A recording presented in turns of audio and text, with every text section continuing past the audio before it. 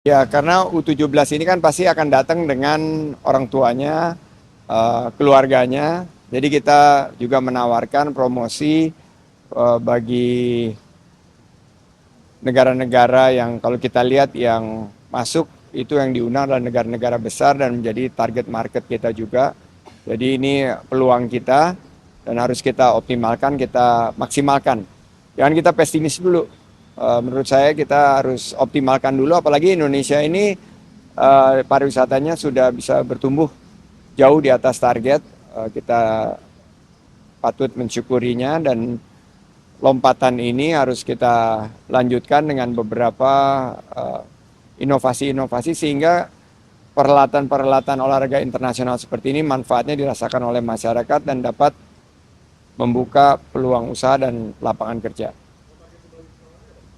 Kita lagi menghitung karena tadi yang disampaikan bahwa ada sekitar 52 pertandingan dan jika kita memakai formula bahwa 20% dari total penonton yang ditargetkan sekitar 20 ribu itu berarti kan ada sekitar 4 ribu lebih yang bisa kita bidik sehingga mungkin bisa menambah jumlah wisatawan mancanegara sekitar angka 150.000 sampai 200.000 wisatawan mancanegara.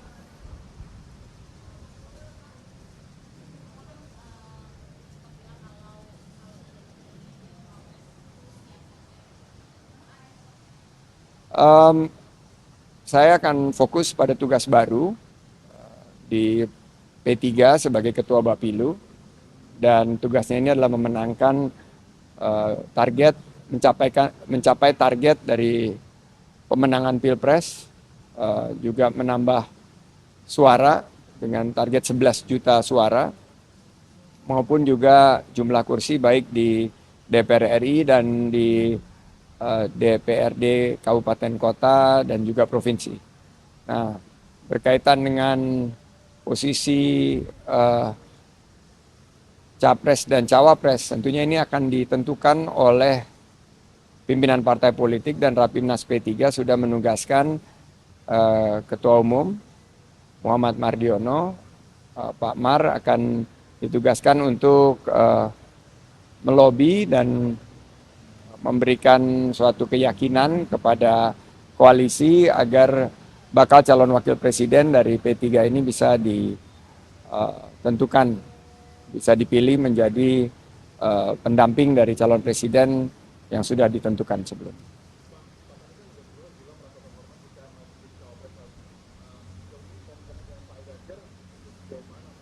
Kemarin ketemu di podcastnya Mas Kaisang dan chemistry kita ya paling tidak dari saya merasa chemistry kita sudah terjalin lama dengan baik. Tapi tentunya prerogatif dari pemilihan itu ada di pimpinan-pimpinan partai politik. Nah, kalau kita fokus kepada percepatan pembangunan, di mana angka-angka terakhir juga menunjukkan tingkat kepercayaan masyarakat terhadap pemerintahan Pak Jokowi ini yang sekarang ada di atas angka 80%, maka kita harus menawarkan suatu inovasi-inovasi karena masa-masa sulit kita hadapi sekarang melihat geopolitik global, tantangan perlambatan ekonomi, inflasi yang masih tinggi. Nah, ini harus butuh solusi ekonomi. Saya akan fokus kepada pembukaan lapangan kerja dan menjaga pasokan agar harga-harga bahan pokok, biaya-biaya hidup masyarakat terjangkau dan terkendali.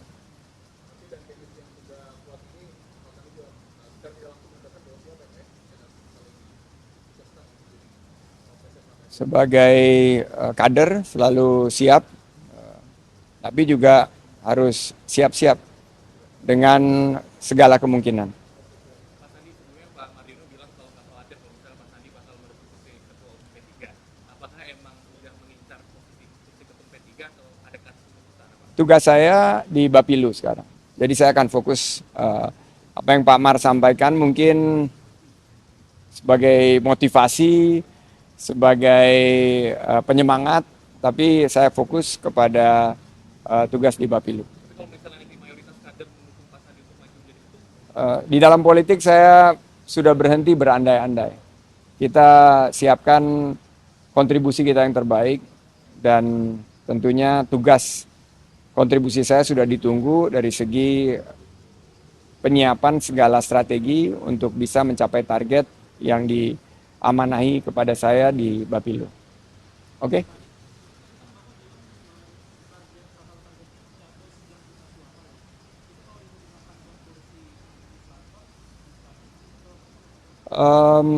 Angkanya ini sedang dibedah masing-masing, tapi ancar-ancarnya antara sekitar 40 sampai 50. Nah, yang terpenting ini adalah bagaimana kita bisa menyasar kepada pemilih yang terbanyak, yaitu kaum milenial, generasi milenial dan generasi Z.